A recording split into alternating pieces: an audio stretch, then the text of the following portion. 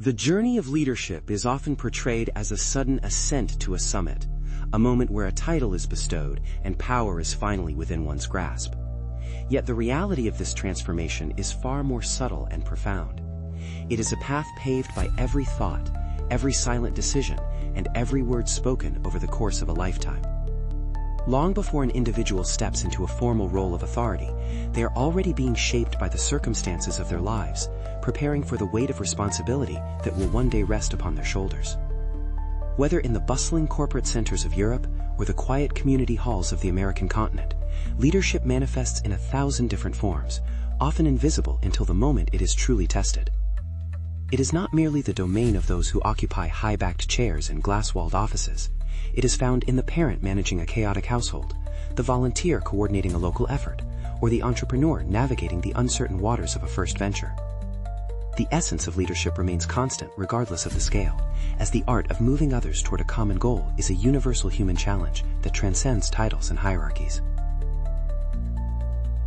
In the modern landscape, there is a growing and desperate need for leadership that actually works, yet everywhere one looks, there are signs of its absence. Governments often struggle to find a steady focus, trailing behind the very communities they are meant to guide, while companies face complexities so vast that even seasoned management teams find themselves adrift in a sea of competition. Even in the realm of sports and public service, the constant turnover of those in charge speaks to a fundamental misunderstanding of what it means to lead effectively. It is a world where scandals frequently remind the public of how fragile leadership can be when it is built on a weak foundation. From religious institutions facing crises of faith to families living in a state of internal conflict, the consequences of failed leadership are felt in the most intimate corners of human life. This void creates a silent plea for individuals who are willing to grow, to reflect, and to master the habits that distinguish a true leader from someone who merely holds a position. When most people imagine a successful leader, they often look toward figures of immense visibility, those whose names are synonymous with global industries or revolutionary movements. However, the most impactful leaders are often those closer to home, the mentor who offered guidance at a critical crossroads, the local representative who listened when no one else would, or the partner who manages to inspire through simple consistency. These figures serve as a reminder that the tools of leadership are available to anyone willing to pick them up and learn how to use them. The tragedy of many who find themselves in positions of power is not a lack of potential, but a failure to utilize the full arsenal of their capabilities. They often cling to familiar weaknesses or rely on the blunt instrument of their status, unaware that the true strength of a leader lies in the ability to cultivate followers who choose to follow, rather than those who are forced to. This exploration begins with a fundamental shift in perspective, moving away from the idea of leadership as a destination and toward the understanding of it as an ongoing practice of self-mastery. It requires a willingness to look inward, to examine one's own motivations, and to understand that the way one communicates and thinks will ultimately define the culture they create. To lead others, one must first learn to lead themselves, developing a mindset that prioritizes growth, empathy, and the creation of future leaders. The path is not one of easy victories, but of deliberate practice and the refinement of habits that many might overlook as simple or obvious. It is in the mastery of these subtle details that the distinction between a manager and a true leader is born, setting the stage for a narrative that challenges the very nature of power and influence. As the sun sets over the industrial skylines of the modern world, the question remains for anyone stepping into this role: how will they be remembered by those they led? Will their legacy be one of commands and compliance, or one of inspiration and transformation? The pursuit of excellence in leadership is an invitation to explore these questions, to move beyond the superficial markers of success, and to embrace a way of being that resonates with the deepest aspects of human cooperation. There is a world waiting for leaders who understand that their greatest asset is not the authority they hold, but the influence they wield, a realization that begins to take shape as the first shadows of a new challenge emerge on the horizon. At the heart of many leadership failures lies a dangerous misconception that often traps the inexperienced and the insecure alike. There is a persistent belief that once a person is granted a title or a specific rank within an organization, the need to persuade or influence others simply evaporates. The logic, though flawed, seems straightforward to the novice. If the hierarchy places them above others, then their word is law, and compliance is a given. This reliance on formal authority is a seductive trap, offering a shortcut to results while ignoring the long-term erosion of trust and morale. In the diverse work environments of Latin America, or the competitive markets of England, this dynamic plays out in high-stakes meetings and daily interactions, where the difference between a boss and a leader becomes painfully clear. When a person leans too heavily on their title, They often mistake silence for agreement and compliance for commitment, failing to see the quiet resentment brewing beneath the surface. An inexperienced leader might think that they no longer need to exert the effort required to influence their team because they can simply demand what they want. However, this approach is fundamentally perilous. When a team feels forced into a direction, they may give the impression of acceptance, but their hearts and minds are rarely engaged. Without inspiration and a sense of genuine happiness in their work, motivation withers, and the quality of the outcome inevitably suffers. A leader who operates solely through authority is like a gardener who tries to make flowers grow by pulling on them. They might achieve a temporary change in height, but they are ultimately destroying the roots. True excellence in leadership requires an understanding that people are not resources to be managed, but individuals with their own aspirations, fears, and internal drivers that cannot be reached through a simple command. Furthermore, the reality of the modern professional world is that authority is often limited by the boundaries of a specific department or team. In a typical workday, a leader frequently finds themselves needing to collaborate with peers, stakeholders, and external partners over whom they have absolutely no formal power. In these cross-functional spaces, a title carries very little weight. One cannot simply give instructions to a colleague who does not report to them, regardless of how senior their position might be within the company. In these moments, the illusion of authority vanishes, leaving the individual with only their ability to convince, negotiate, and align priorities. This constant need to make others agree, to find common ground, and to encourage people to cede their own immediate interests for a larger goal is the true crucible of leadership. Successful leaders operate with the quiet understanding that authority is a last resort, never the primary tool for achieving a vision. They recognize that if they must remind people of their title to get things done, they have already lost the battle for genuine leadership. Using a name or a rank to impose a vision is a sign of weakness, not strength. Instead, they focus on the subtle art of persuasion, guiding people to believe in the mission and to see the value in the tasks at hand. This form of influence is discreet and often invisible, yet it is far more powerful than any decree. It is the force that turns a group of individuals into a cohesive unit, all moving towards the same horizon because they want to be there, not because they were told to go. This shift from authority to influence is not merely a tactical change, it is a fundamental transformation in how one views the social contract of work. It requires the leader to abandon the comfort of their pedestal and engage with others on a human level. It involves a recognition that every interaction is an opportunity to build or break the bonds of influence.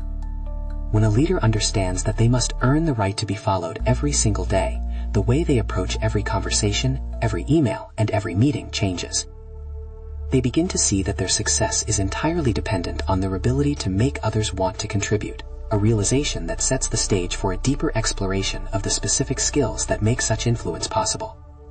The tension between the desire to control and the need to connect becomes the defining struggle of the emerging leader, a struggle that will determine the ultimate impact of their career.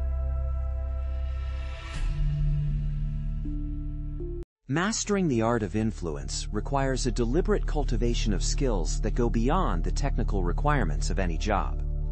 It begins with the fundamental pillar of open communication, which is far more than just the exchange of information. For a leader, communication is the bridge between a cold objective and the human energy required to achieve it. When a task is difficult or perhaps uninspiring, the temptation for a manager is to hide behind a screen, sending out a brief email that outlines the requirement without context. However, the influential leader knows that this is a missed opportunity. They choose the directness of a conversation instead, taking the time to explain the why behind the request. By acknowledging the less pleasant aspects of a job and being honest about the challenges, they strip away the clinical nature of the hierarchy and replace it with a sense of shared reality. This openness is closely tied to the ability to be genuinely inspiring and vision-oriented. People rarely find motivation in the mere completion of a checklist. They find it in the knowledge that their work matters. An influential leader paints a picture of the larger landscape, showing how a single, seemingly mundane task fits into the grand architecture of a project or the long-term goals of the organization. When an individual can see the impact of their effort on the bigger picture, the nature of their work changes from a chore into a contribution. This vision acts as a North Star, providing clarity and purpose even when the day-to-day grind becomes heavy.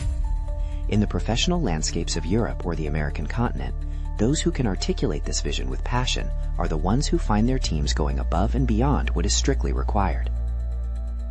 Equally vital is the development of empathy and a genuine sense of likability. It is a simple truth of human nature that people are far more willing to be persuaded by someone they actually like and respect.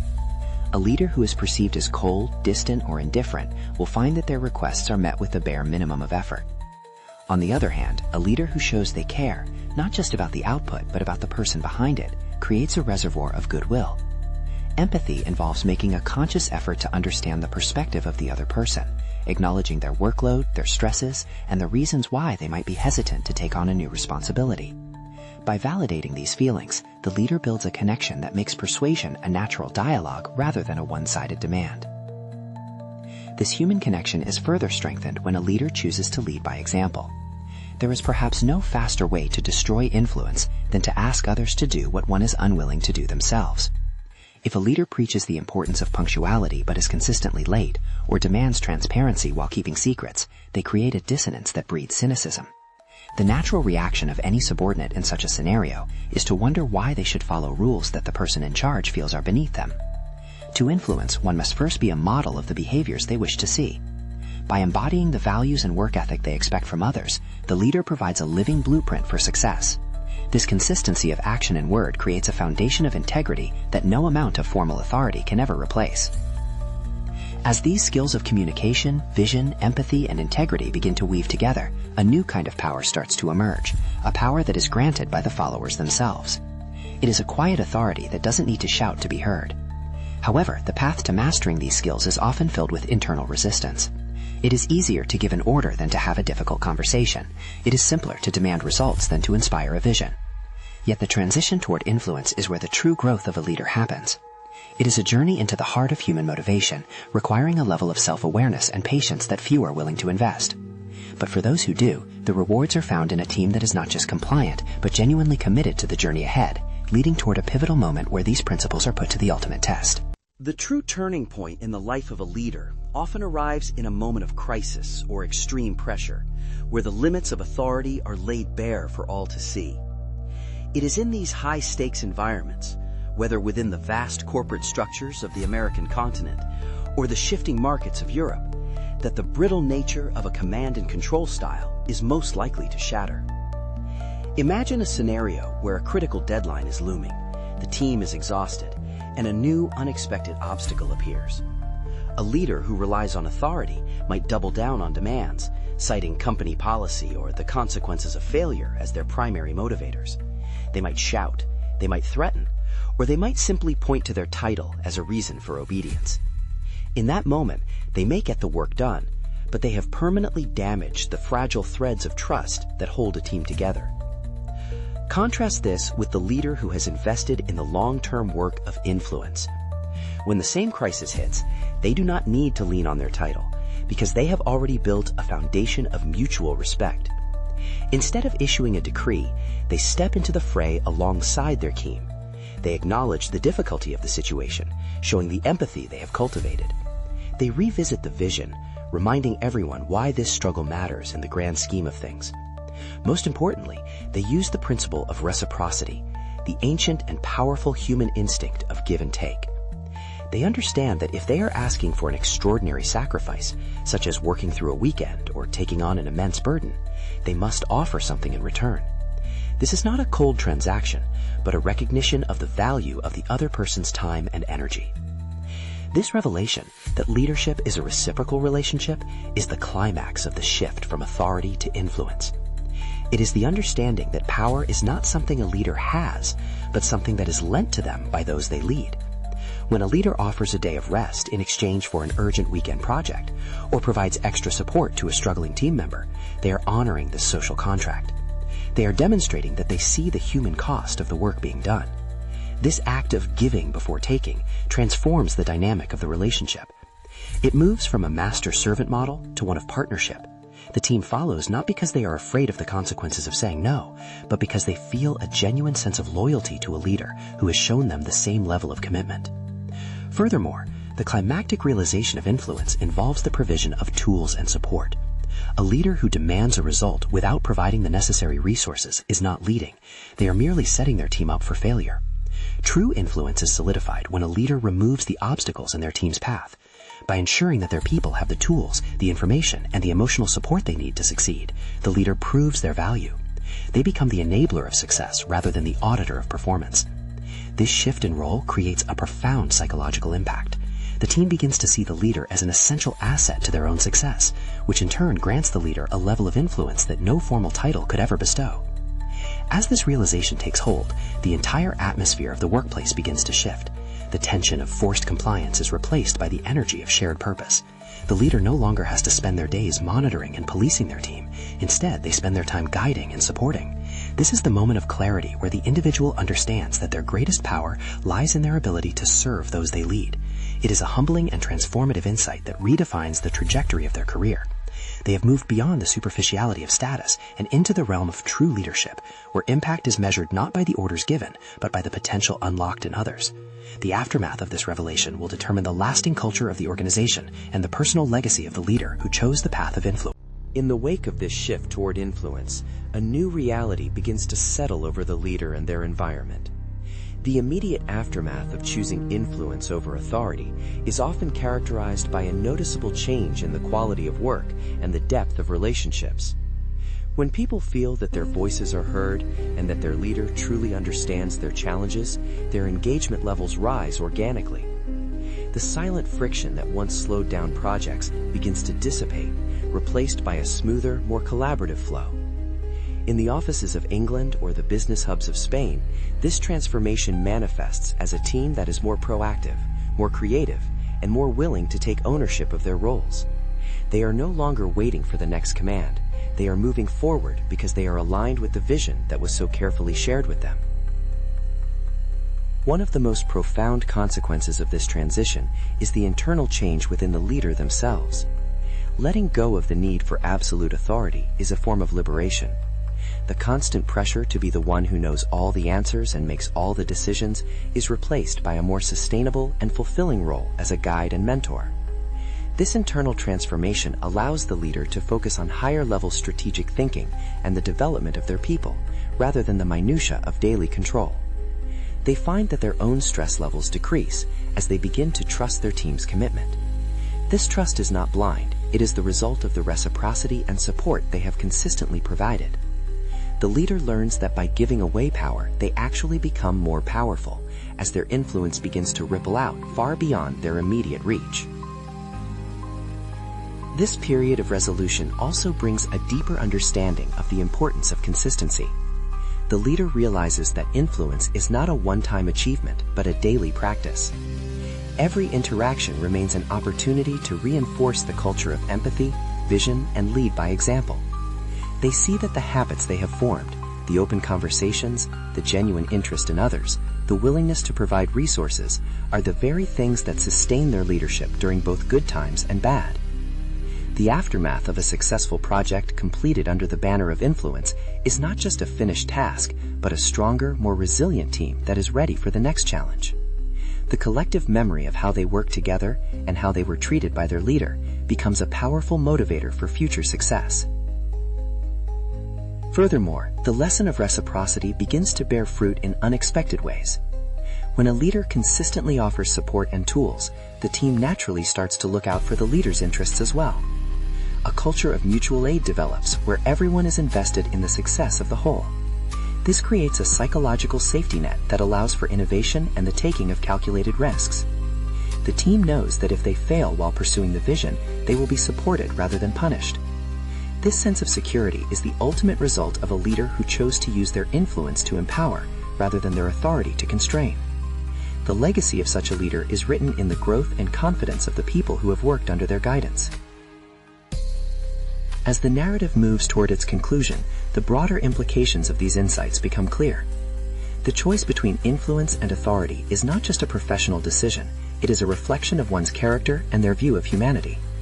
It is a testament to the belief that people are at their best when they are inspired, respected, and supported. The transformation from a manager who demands to a leader who influences is a journey of maturity and wisdom. It is a path that leads to a more meaningful and impactful career, leaving behind a trail of developed individuals and thriving organizations. The quiet strength of influence has proven itself to be the most enduring form of power, setting the stage for a final reflection on the essence of what it means to lead with excellence. The essence of a successful leader's journey is found in the quiet moments of reflection, long after the projects are completed and the titles have faded into the background. It is in the realization that true leadership is not about the person at the top, but about the people who choose to stand with them.